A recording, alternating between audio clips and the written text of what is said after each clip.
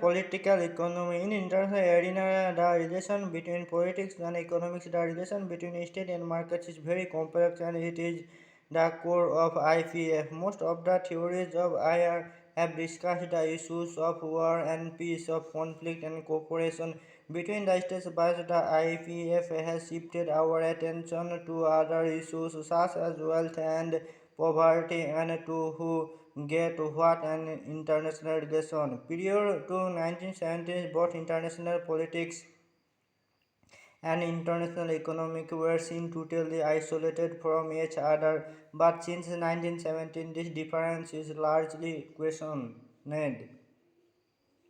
There are various theories which have dealt with the relationship between state and market. Here, basically, we will discuss two theories: mercantilism and economic liberalism. Mercantilist approach to IPF.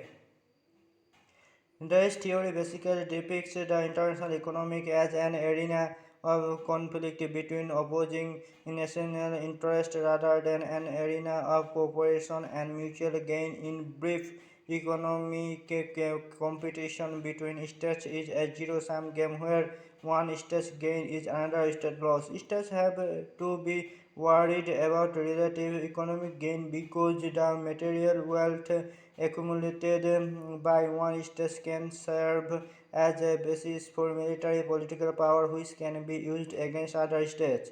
Alexander Hamilton Frederick are chief exponent of this theory.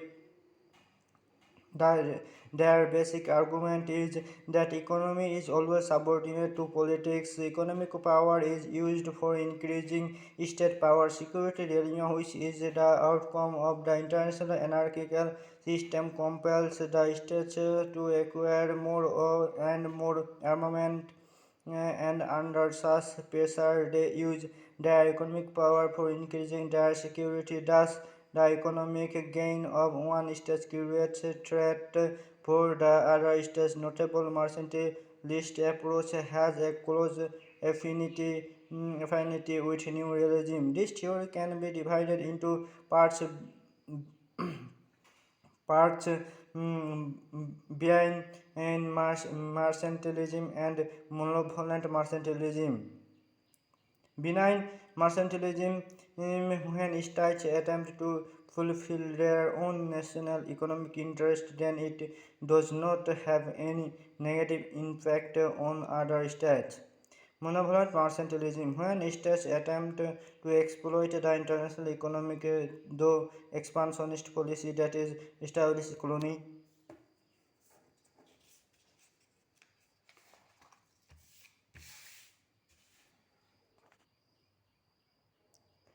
Economic liberalism approach to IPF. Adam Smith was the father of economic liberalism. This theory rejects the view that politics is subordinate to economics.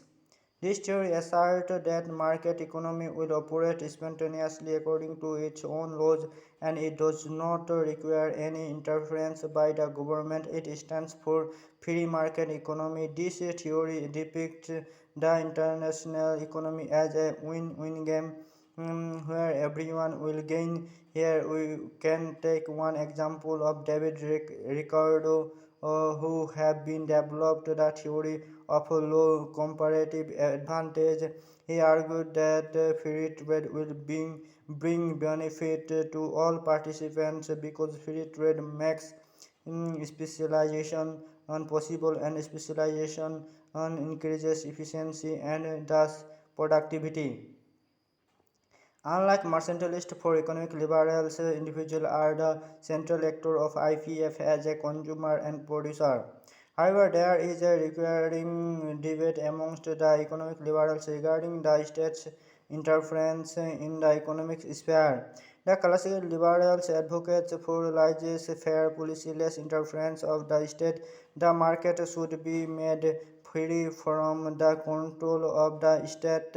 There should be minimal interference by the state which is requiring for operating the system. After the classical liberal, another category of liberal like J.S. Mill has advocated for interference by the state, because sometimes the market may fall down and then the state intervention is necessary. Another economist named as Kenya has supported the free trade, but at the same time he also agreed that market entails potential evils of risks, uncertainty and ignorance. That is why he has supported market which is wisely managed by the state. But this view upon state interference has been withdrawn away since 1980s. There is a reason behind this, that is the belief that economic globalization leads to prosperity to all, and therefore there is no need of state interference. This new trend can be put under the new liberalism paradigm, which also advocates for less state interference. India has entered into the new liberalism phase in the year 1991 by adopting the LPG policy. New liberalism can also said to be revivalism of classical liberalism. Marxist approach to IPE. It is another significant approach to IPE, like that mercantilist approach. This particular approach also believes that politics and economic are intertwined, and international market is the zero-sum game, but it rejects the idea of mercantilist approach that economy is subordinate to politics. Rather, it believes that politics is subordinate to economy. Further, this approach maintains that states are not autonomous; they are driven by ruling class interest, and capitalist states are primarily driven by the interest of their respective bourgeois classes. In indicates that struggles between states, including what should be seen in the economic context of competition between the capitalist classes in different states. For this approach, class conflict is more fundamental than the conflict between the states. As an economic system, capitalists always stand for expansionist policy. In other words, in capitalist economy, there is a never-ending search for new market. In this process of searching new market, and the bourgeois classes of different countries comes into direct confrontation, which ultimately set the stage of war between their respective states.